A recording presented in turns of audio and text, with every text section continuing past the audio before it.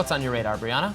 Well, Robbie, Bill Maher's caught some flack for a new segment in which he makes the case for Israeli superiority. Let's take a listen.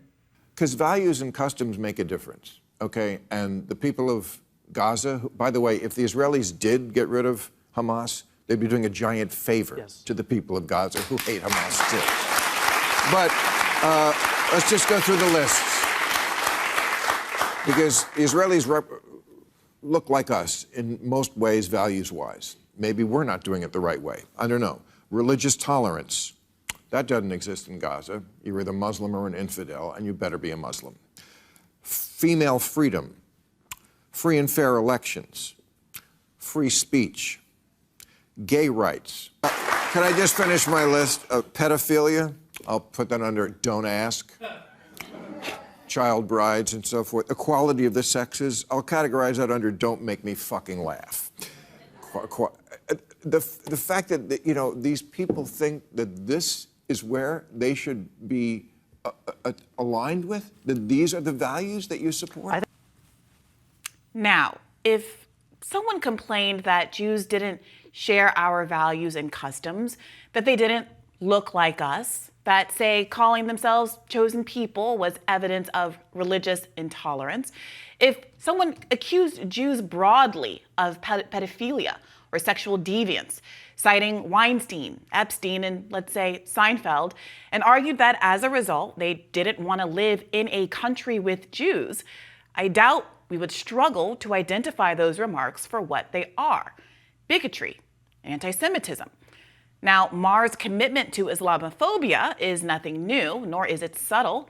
He has argued that Syrian refugees should be rejected because, quote, their cultures are not like ours, an argument eerily reminiscent of a justification used to deny Jews asylum as they faced persecution by Nazi Germany. He's argued that Islam, the religion that shares more with Judaism than any other religion, is, quote, the motherlode of bad ideas. He's described Muslims collectively as threatening and joked that Muslims, who comprise 25% of all human beings on earth, that they belong to a, quote, culture in its medieval era. He accused Muslims of, quote, bringing that desert stuff to our world and referred to Muslims as uncivilized.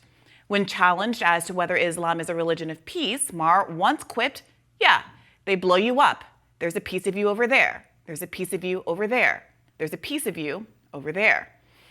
There's something deeply ironic about Maher's claims, especially made just about a week after we all watched a Palestinian man hold a baby aloft with a crucial piece missing.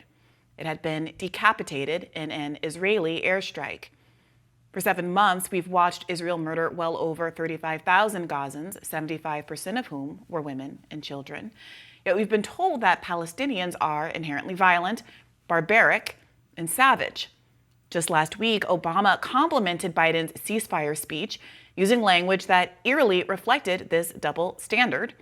A ceasefire alone, he wrote, won't ease the terrible pain of Israelis whose loved ones were butchered or abducted by Hamas, or the Palestinians whose families have been shattered by the subsequent war.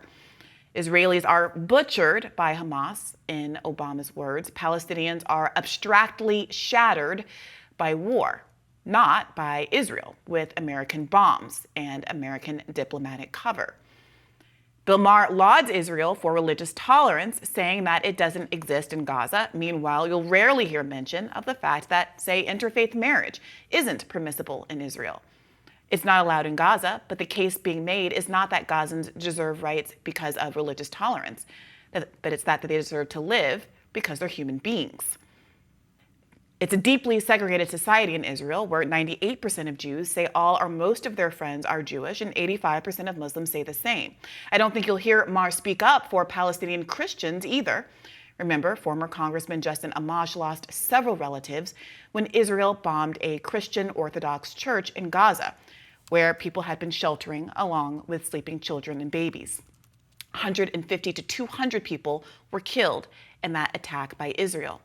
Israel is a country that imposes segregated roads for Jews and Arabs. This map shows how Palestinians are forced through checkpoints, where they're forced to wait for hours and are subjugated to humiliating treatment. As one Palestinian doctor explained, My family members cross this checkpoint at 4 a.m., then sleep in their car until they start work at 8 a.m. This is apartheid. While Palestinians in Gaza have maintained Jewish graves from World War I, CNN reported that at least 16 Gazan cemeteries have been desecrated by Israeli forces since October 7th. While Biden repeated the beheaded baby lie, he's been silent on the viral image of a Palestinian baby decapitated by Israel during the Memorial Day massacre, or the thousands of Gazan children who live without limbs because of Israeli airstrikes and sniper fire. While Israel made rape accusations, which were quickly used to justify the mass murder of Palestinian civilians, subsequent investigations haven't turned up a single incident of rape on October 7th. Meanwhile, UN experts have reported on gross human rights violations, including sexual assault against Palestinian women and girls in Israeli custody. Maher says Israelis look like us in most ways, values-wise, maybe, but perhaps only because America also fails to live up to its democratic aims. Just last week, The Guardian reported that an Israeli Mossad director personally threatened the UN court's prosecutor to avoid accountability for its crimes against Palestinians, stalking her and threatening her family like a common thug. And while Israel's defenders often claim, contradictorily, that it's a Jewish state but also a pluralistic democracy where everyone is equal, Israel refuses to allow 5 million Palestinians in Gaza and the West Bank to either have their own state and self-determination or, alternatively, to participate in Israeli society as full, rights-having, voting members of one united state. They brag about Arabs comprising 20% of the Israeli public, but insist that Palestinians are too intrinsically dangerous to live amongst in greater numbers. Well, which is it? If Israel is proof of a democratic, pluralistic dream, why is this so-called equality reserved for some Palestinians, but not for others? I had to confront this warped logic about a month ago when I participated in a debate on whether Israel's siege on Gaza is a just war. Shortly after, the existence of Arabs in Israel was cited at that debate as evidence of Israel's inclusivity and its validity as a democratic ally. A pro-Zionist panelist argued that Palestinians living in the occupied territories should not have the right to return to their homeland in what is now called Israel because they're unsuitable neighbors, unlike, say, people from Denmark. There are 2 million Arabs that live in Israel. There are 0 Jews that live in Gaza, right? It's a relevant data point. Zionism is about this creation of the state of Israel, which was created. Are you a Zionist or are you an anti-Zionist? What I'm trying to figure out is if my opponents here believe that the state of Israel should exist at all, and if we should wipe a UN member nation off the map, because that is effectively what right of return is. The right of return is not take 7 million refugees, and this number expands. These are people who have never been in the area, have resettled other places. And Benny Morris's book is far more nuanced than that is allowing, that there were people who were expelled, there were people that were forced out by their own side, et cetera.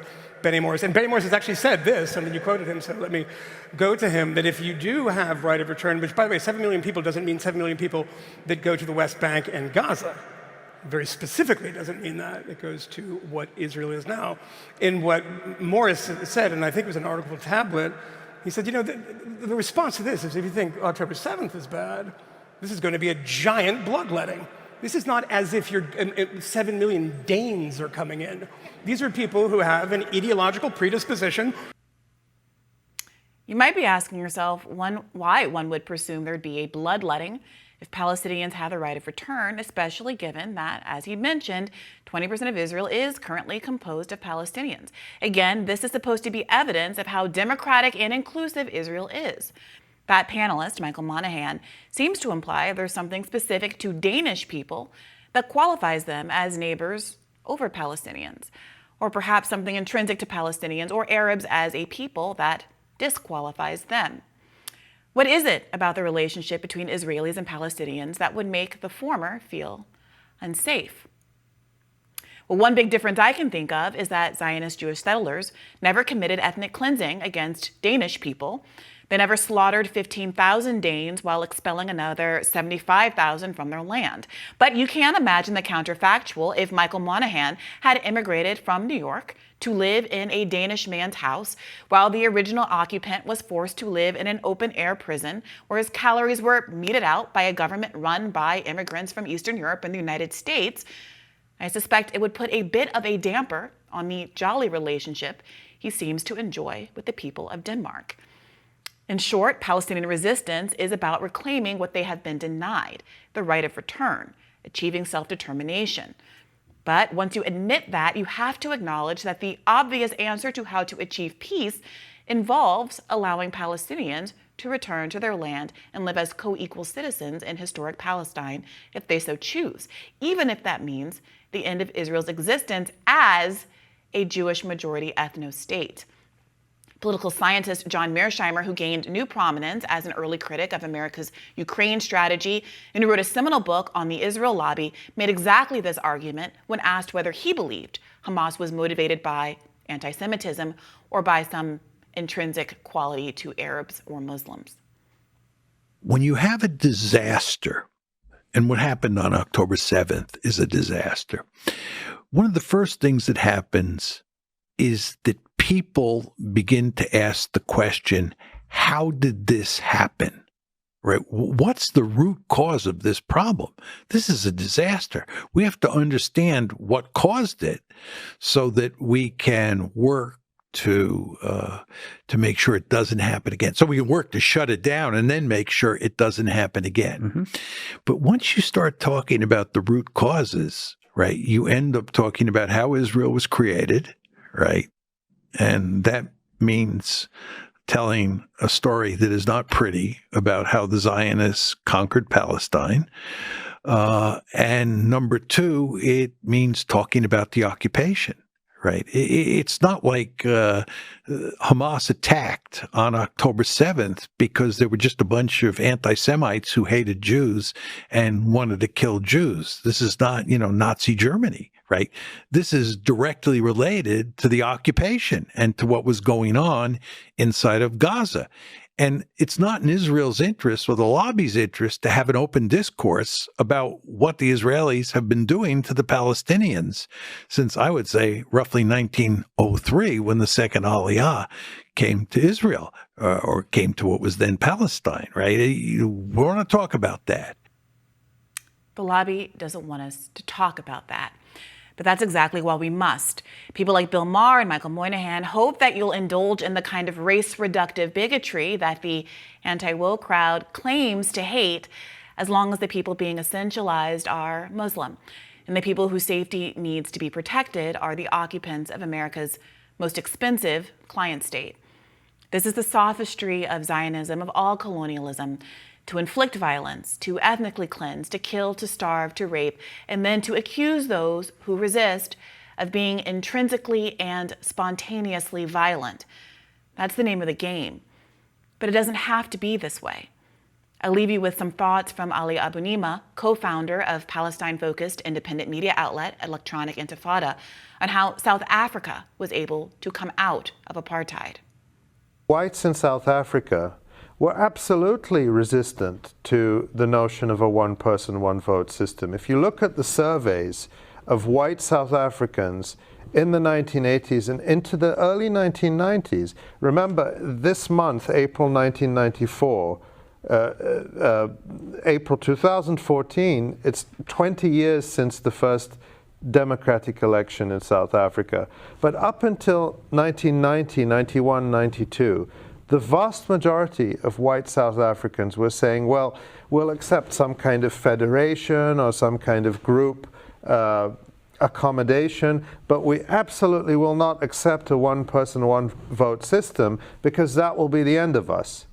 And it was consistent. The same in Northern Ireland. And what I trace in the book is that actually these positions that seem pervasive and entrenched among the ruling group actually can dissolve fairly quickly and be replaced by new narratives that are much more conducive to a more peaceful and just future. In South Africa, whites were able to embrace the idea of the rainbow nation. We can talk, and I do in the book, about the reality versus the vision, but they no longer said we must have apartheid or we'll be thrown into the sea. Ask yourself, which is the regressive, backward approach? One person, one vote, religious and ethnic pluralism, like what we enjoy here in the United States, or the insistence on an ethno-state? Isn't it interesting that the men accusing Muslims of being too backward to live amongst are the ones arguing against a modern democracy? I mean, I think the problem with that, and it's not going to be surprising to hear me say it, is that the people of Israel fear that the people of Palestine don't want to set up a pluralistic Western-style democracy. They want to set up, or will struggle to prevent the setting up of an Islamic authoritarian theocracy like they have currently in Gaza. And you can, disdain all you want the talk of thinking that Danes are inherently superior, but the Danish people have set up a social democracy, as have other European countries, whereas the Islamic world has extremist Muslim theocracies, and the people of Israel don't want that to happen to them. 70% of the people in Gaza supported the actions taken by Hamas. It's not as many as that now, thank goodness, but there's still support for violent resistance against Israel and support for Hamas. So that is the fear, that is the unwillingness to allow them to have self-determination. I don't know that there's not a right to set up. States don't have rights, so there's no right, to my mind, to set up a religious theocracy that's going to deny rights and attack you. Why does Israel have the right to set up a religious theocracy that can deny rights and attack Palestinians? Why is it that you cite the existence of Hamas as evidence of their religious intolerance, but not the fact that overwhelming majorities of Israelis think that the approach in Gaza over the last 7 months, which has resulted in the deaths of over 35,000 Gazans, 75% of whom are women and children, is not evidence of the inherent violence of that population? Yeah, I don't think it's evidence of inherent violence. Wars are violent, and Israel is waging war against Hamas, and Hamas could end this violence at any moment by having its top leadership surrender. But why did you make that same argument about Hamas? See, here's the problem. The West Bank is They're losing the war. They should surrender. The West Bank is run by the Palestinian Authority, a secular Palestinian authority. And as we discussed at length on this show, Israel has gone out of its way to make sure that more moderate secular leadership doesn't arise in Gaza. Those actions are very wrong. Because they want. Wait a minute, Robbie. I'm just going to finish this. Okay. Because they don't want to. They want to be able to use exactly that justification for the immiseration and mass murder that we've been seeing over the last 7 months. There's something that strikes me as very ironic, that we're witnessing one country brutalize and kill tens of thousands of innocent people, while being told that people who are doing that killing are doing it for truth, justice, and freedom, and the people who are victims of that killing are the ones that are the real barbaric savages. And I use those words pointedly. Savagery, barbarity, these are words that we, as we have covered on this show, are used repeatedly by the New York Times and other major outlets to describe the deaths of Israeli people, but when it happens at the hands of Palestinians, but not the other way around, by something like a 60-to-1 margin.